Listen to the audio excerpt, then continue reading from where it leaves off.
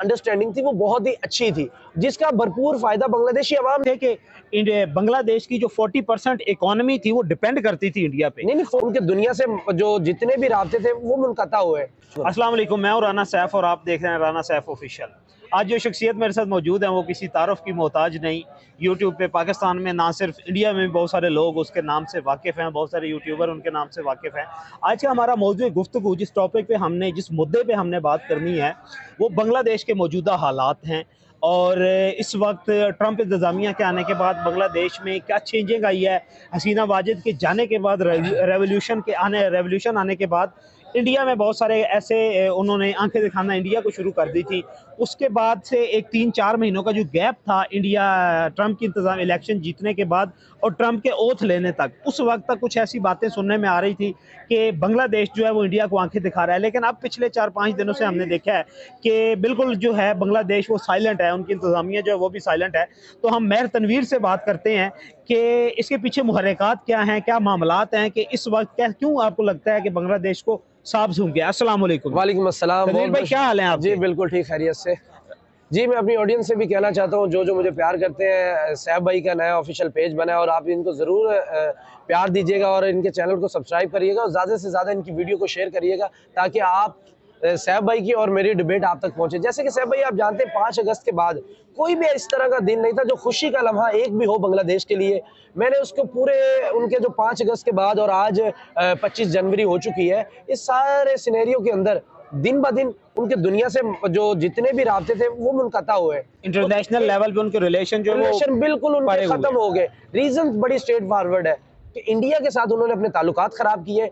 नरेंद्र मोदी और शेख हसीना वाजिद की जो एक अंडरस्टैंडिंग थी वो बहुत ही अच्छी थी, जिसका भरपूर फायदा बांग्लादेशी अवाम अंडरस्टैंडिंग थी वो बहुत ही अच्छी थी, जिसका भरपूर फायदा बांग्लादेशी अवाम अंडरस्टैंडिंग थी वो बहुत ही अच्छी थी, जिसका भरपूर फायदा बांग्लादेशी अवाम अंडरस्टैंडिंग थी वो बहुत ही अच्छी थी, जिसका भरपूर फायदा बांग्लादेशी अवाम अंडरस्टैंडिंग थी वो बहुत ही अच्छी थी, जिसका भरपूर फायदा बांग्लादेशी अवाम अंडरस्टैंडिंग थी वो बहुत ही अच्छी थी, जिसका भरपूर फायदा बांग्लादेशी अवाम ने उठाया। आप देख लें, अडानी ने वहां पर अपनी इंडस्ट्री लगा दी, टाटा ने वहां पर अपनी इंडस्ट्री लगा दी, ठीक है, और भी इतने ज्यादा बिजनेसमैन है। फिर उनको बिजली उत्तराखंड से वो बांग्लादेश के अंदर आप ये कह सकते थे कि बांग्लादेश की जो 40% इकोनॉमी थी वो डिपेंड करती थी इंडिया पे। नहीं 40% नहीं, 80% करती, जस्ट 20% उनके पास अपनी है। देखिए जैसे हमारे इधर 2007 के अंदर जब लोड शेडिंग का काफी ज्यादा बुरा क्राइसिस थे पीपल्स पार्टी के दौर में, जब जितने भी इन्वेस्टर थे वो इंडिया में जाना चाहते थे, लेकिन इंडिया ने एडवाइस किया कि आप बांग्लादेश में जाए, हम आपको यहाँ पर बैक करेंगे। देख ले एक मुल्क को कितने गुर्बत से निकाल कर इंडिया ने किस बुलंदियों के ऊपर लेके चले गए कि जब वो हमसे 1971 में अलहदगी हुई तो उनके 925% और पाकिस्तान का 1 रुपया था। ऐसे ही है। और अब उनके 3% और पाकिस्तान का 1 रुपया, वो टका जिसे हम लोगों को कहते थे कि यार तू तो किसी टके का नहीं है, तेरी तो टके की औकात नहीं है। और आज हालात शेख हसीना वाजिद के आखिरी दिनों में ये थे कि उनके टके की वैल्यू जो है हमारे रुपए से ज्यादा। भाई देख रहे इतने ज्यादा क्राइसिस उधर आ गए, इतने ज्यादा उनके मामलात बांग्लादेश के खराब हो चुके, लेकिन अभी भी वो कहीं ना कहीं स्टेबल चल रहे हैं। Reason just India. हाँ, वो जो रिजर्व उनके पास क्यूमुलेटिव में थे शेख हसीना वाजिद के दौर के, अब बांग्लादेशी बाजार तो बांग्लादेशी अवाम ने ये समझा कि हमने एक इनकलाब लेके आ गए हैं और हमने एक गासिब हुकूमत से जो है वो अपनी जान छुड़ा ली है। लेकिन उन्हें नहीं पता था कि इस हुकूमत के जाने के बाद जो एक बहरानों का समंदर आएगा उनके सामने, इसको उन्हें अंदाज़ा नहीं था। और जो कि हमेशा नाजरीन जहाँ पे भी इनकलाब ऐसे खूनी इनकलाब आते हैं वहाँ पे कभी भी आपको उस मुल्क की इकॉनमी संभलती हुई नज़र नहीं आती। बहुत सारे ऐसे वाक़यात होते हैं जो कि पिछली जो स्टेबल गवर्नमेंट्स होती हैं उन्होंने दबाए हुए होते हैं, और जब ऐसे मामलात ऐसे वाक़यात होते हैं तो फिर वो बहरान सारे जो अपना मुंह उठाना शुरू कर। देखिए ऑटो इंडस्ट्री का जो है, आप देखिए वो कितने अपने मुल्क के साथ इंडियन लॉयल है। उन्होंने कहा भाई मेरा मुल्क पहले, पैसा तो हम और भी मुल्कों से कमाते हैं। उन्होंने अपना ऑटो इंडस्ट्री का जो स्पेयर पार्ट वो देते थे बांग्लादेश को, उन्होंने बंद कर दिया। उन्होंने कहा भाई आप हमारे मुल्क के झंडे जला रहे, आप हमारे मुल्क के झंडे की तौहीन कर रहे हैं, आप हमारे जो हिंदू कम्युनिटी के लोग वहां पर रह रहे हैं, आप उनके साथ जुल्म कर रहे हैं। उन्होंने कहा भाई पैसा हम बहुत कमाते हैं, लेकिन हमें पैसे की जरूरत नहीं, हमें अपने मुल्क की जरूरत है, अपनी आवाम की जरूरत है। तो कहीं ना कहीं हमें सीखना चाहिए अपनी नेबर कंट्री इंडिया से, वो अपनी आवाम के साथ कैसे स्टैंड करती है, अपने मुल्क की कितनी रिस्पेक्ट करवाती है। और उनकी जो फॉरेन पॉलिसी है, आप देख लें कि बार बार बांग्लादेश उनको इस चीज पे उकसा रहा था कि आप हम पे हमला करें, आप कोई फौजी स्ट्राइक करें, लेकिन उन्होंने फिर भी बड़ी अकलमंदी से काम लिया। डॉक्टर एस जयशंकर ने बड़ी अकलमंदी से काम लिया, अपने सेक्रेटरी को भेजा, जाए आप बांग्लादेश में जाके बात करें। लेकिन डॉक्टर यूनुस ने ये सोचा कि शायद इंडिया डर गया, अब इंडिया पता नहीं क्यों चाह रहा है। लेकिन डॉक्टर एस जयशंकर को पूरी दुनिया जानती है, वो एक डिप्लोमेटिक तरीके से मामले को हल करना चाहता था और वो बताना चाहता था कि भाई आप एक चूंटी है, हमने अगर हाथी हम अगर पाँव रख दिया तो आप मसले जाओगे। लेकिन वो फिर भी नहीं बाज आ रहे थे। उसका देख ले आज नुकसान क्या भुगता है। म्यांमार की आर्कन फौजी इनके पास आ गई है। हाँ, वो उनके तकरीबन 200 से ज्यादा किलोमीटर के एरिया पे उन्होंने कब्जा कर लिया। और उन्होंने ना खेल तमाशा बिल्ली चूहे वाला बनाया हुआ है। कभी वो हमला करते हैं उनके बॉर्डर के अंदर से, कभी उनके जहाजों पे कब्जा कर लेते हैं, कभी उनके शिप्स पे कब्जा कर लेते हैं, कभी उनकी जो एयरपोर्ट्स हैं, जो फौजी अड्डे हैं, उन पे कब्जा कर लेते हैं। फिर 4-5 दिन वहां पे कब्जा बरकरार रखने के बाद फिर वापस आ जाते हैं। उनको जो खेल तमाशा मजाक बना दिया, मजाक बांग्लादेश का बना दिया है। वो कह रहे थे हम इतने पॉपुलर, हमारी इतनी ताकत, हम भाई पब्लिक में बड़े पॉपुलर है, हमारी जो स्ट्रेंथ है वो बहुत तगड़ी, वो टोटल बढ़ गई है। अब देखें ना, वो आप ये देखें कि उन्होंने वो जो वहाँ पे अजीत डोवल उनकी जो सिक्योरिटी को देख रहा है, सिक्योरिटी एनालिस्ट है, ये स्पेशल सेक्रेटरी है सिक्योरिटी का, और वहाँ पे उसके साथ मुकाबला कर रहा है बांग्लादेश। और बांग्लादेश में जो उन्होंने अपनी कैबिनेट बनाई हुई है वही इनकलाबी बच्चे, जिन्हें ना पॉलिटिक्स का पता है, जिन्हें ना कंट्री की संजीदगियों का पता है, ना इंटरनल पॉलिटिकल मैटर्स का पता है, ना उन्हें उन रिलेशन का पता है कि आपने पिछले आप 71 से लेके आप लोग 2024 तक आप टोटली डिपेंडेंट थे, आपको पाल के इंडिया लेके आ रहा था, और आज आप उस इंडिया को आंखें दिखा रहे हैं। पॉलिटिकल डिफरेंसेस तो साइड उधर एक रसूल रिजवी के नाम से बंदा है उनका। हाँ, उनका एक अजीब सी वो बातें करता है, एनालिस्ट बना हुआ है वो भाई। अपने आप को कहता है मैं वजीर इंफॉर्मेशन भी हूँ, वजीर इत्तलात भी हूँ, और मैंने कहा मतलब वो अपनी कौम को किस तरफ लेके जा रहे हैं। मजहबी इंतहा पसंदी वो जो है इंतशार उनके मुल्क में अरूज के ऊपर है। जो माइनॉरिटीज है उधर अकलियतें हैं, वो अपने आप को महफूज नहीं समझ रही। बरतानिया ने उन पर ट्रैवल एडवाइजरी लगा दी।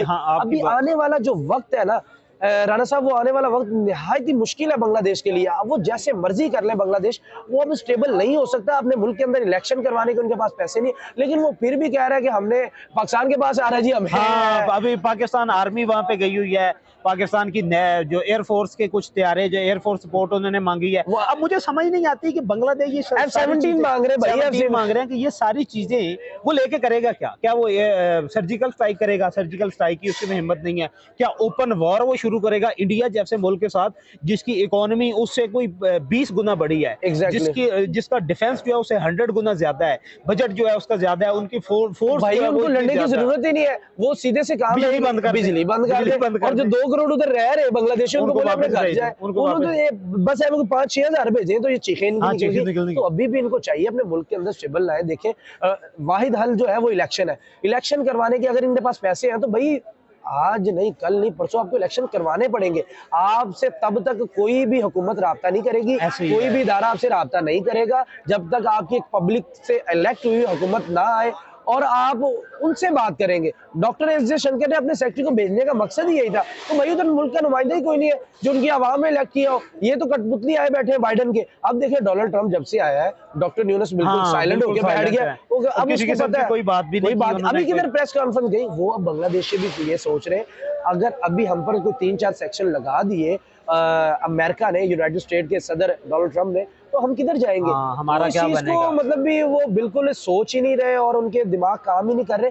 अभी भी उनके पास हल है। बांग्लादेशी अवाम देखे, एज ए मुस्लिम हमारे ब्रदर है, हम उनको यही मशवरा दे रहे हैं भाई इनकलाब आप सीरिया में देखें क्या हुआ, अफगानिस्तान के अंदर देखें 20 साल कितनी वॉर चली। आपका अभी भी मुल्क स्टेबल है, आपके इंडस्ट्रियल एरिया के अभी भी जो शेयर है उधर ही पड़े हैं। अभी भी बिजनेसमैन समझ रहे, सोच रहे कि शायद ये चंद दिनों के जो नौजवान थे उनके अंदर चले आग एक भड़की है तो वो मतलब भी ठंडी हो जाएगी। लेकिन पता नहीं कौन सी आग है, कौन सा जुनून इनके सर के ऊपर सवार है कि नहीं हमने इंडिया से बदला। आप मुझे ये बताएं कि इन सारे मामलात में अब ये जो इनकलाब आने से लेके अब तक, इसमें आप बांग्लादेश की मिलिट्री को कहां पे देखते हैं कि उसकी क्या शमूलियत है? देखिए, जो जितनी भी उनकी आर्मी है, जितने भी सिक्योरिटी इदारे हैं, उन्होंने किसी पे भी अवाम पे हिट नहीं किया। वो साइलेंट रहे क्योंकि उनको पता चल रहा था इस वक्त हम क्या करेंगे। हमारी आवाम जिस तरह निकल चुकी है बाहर। देखिए freedom of expression, freedom of speech का जिंदा मिसाल बांग्लादेश ने दे दी हमें। ऐसे ही है। उनके इदारों ने नहीं टकराए। हमारे देखिए जब थोड़ा सा मसला बना था, हमारे अदारे हमारे सामने आके खड़े हो गए थे ऐसे ही और है। हमारे कई लोग मारे गए, कई ऐसे लोग ही। इधर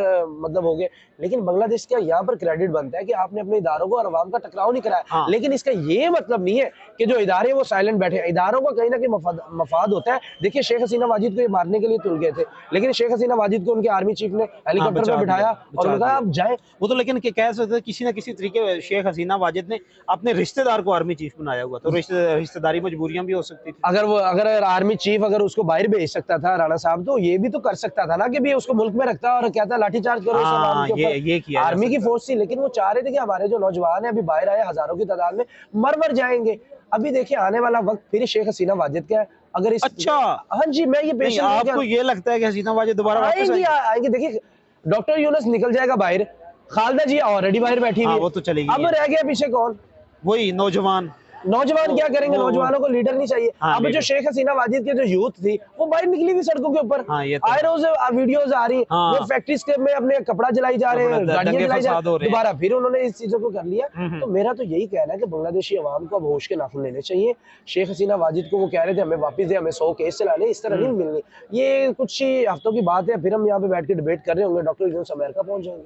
अच्छा, मुझे ये लास्ट क्वेश्चन हमारा ये है कि सपोज हसीना वाजिद भी वापस नहीं आती, तो ये जो मौजूदा बांग्लादेश का क्राइसिस है, और क्या इस क्राइसिस से बांग्लादेश निकलेगा कैसे? और दूसरी बात यह कि इंडिया के साथ क्या बांग्लादेश की जो मौजूदा गवर्नमेंट है, सो कॉल्ड गवर्नमेंट जिसे आप लोग कह सकते हैं, या नॉन सीरियस गवर्नमेंट जो है, क्या वो अपने ताल्लुकात इंडिया के साथ बेहतर करेगी अपने आप को बेहतर करने के लिए, ना कि इंडिया के किसी मफाद के लिए? देखिए अगर इलेक्शन ना हुए, डॉक्टर यूनुस ने बाहर निकल जाना है और इनके मुल्क में मार्शल लॉ लग जाना है। जिस तरह पहले 2 मार्शल लॉ जो उन्होंने फेस किए बिल्कुल हैं। इसी तरह उन पे मार्शल लॉ लग जाना है। और कहीं ना कहीं अब अवाम भी नहीं चाहती वहाँ की मार्शल लॉ लगे। हाँ। और कोई दरमियानी हल निकलेगा, कोई दरमियानी रास्ता निकलेगा तो फिर ही कोई हल होगा। बाकी बांग्लादेश का तो मैं अल्लाह ही हाफिज कह सकता हूँ। मतलब आपके नजदीक अभी मौजूदा हालात में हम बांग्लादेश पे किसी किस्म की परसेप्शन जो है वो कोई क्रिएट नहीं कर सकते। राय भी नहीं हम उस पर राय कोई नहीं इस दे तरह की सकते। दे सकते, क्योंकि हमें कुछ नजर आ रहा हो ना कि बांग्लादेश ये करने जा रहा है, वो करने जा रहा है। कोई सीरियस उनका लीडर हो, कोई सीरियस उनका नुमाइंदा बैठा हाँ, हो जो जिसकी बात को हम सीरियस लेके हम हाँ, डिबेट भी serious करें, concern हम पब्लिक तक उसकी बात भी पहुंचाएं। लेकिन वो कोई सीरियस बैठा ही नहीं हुआ, तो मेरा ख्याल है ये सोचते कि बहस करना कि उनका लीडर क्या करेगा। जी नाजरीन, अब ये तो आने वाला वक्त बताएगा। नेक्स्ट वीडियो में हम बहुत सारी दूसरी चीज़ें जो कि इंडिया और बांग्लादेश के दरमियान चल रही हैं उस पर हम लोग डिस्कस करेंगे, और आपको हकीकी मानों में ये बताएंगे कि बांग्लादेश जो है आने वाले दिनों में बांग्लादेश का जो ऊंट है वो किस करवट बैठेगा। क्या बांग्लादेश आगे दोबारा तबाही की तरफ जाएगा, या बांग्लादेश अपने आप को संभालने की कोशिश करेगा, अपने हमसाई के साथ ताल्लुकात बेहतर करके? और फाइनली आप राना सैफ ऑफिशियल को सपोर्ट कीजिएगा, वीडियो को लाइक और शेयर जरूर कर दीजिएगा। बहुत ज्यादा एक्सपर्ट है, अच्छे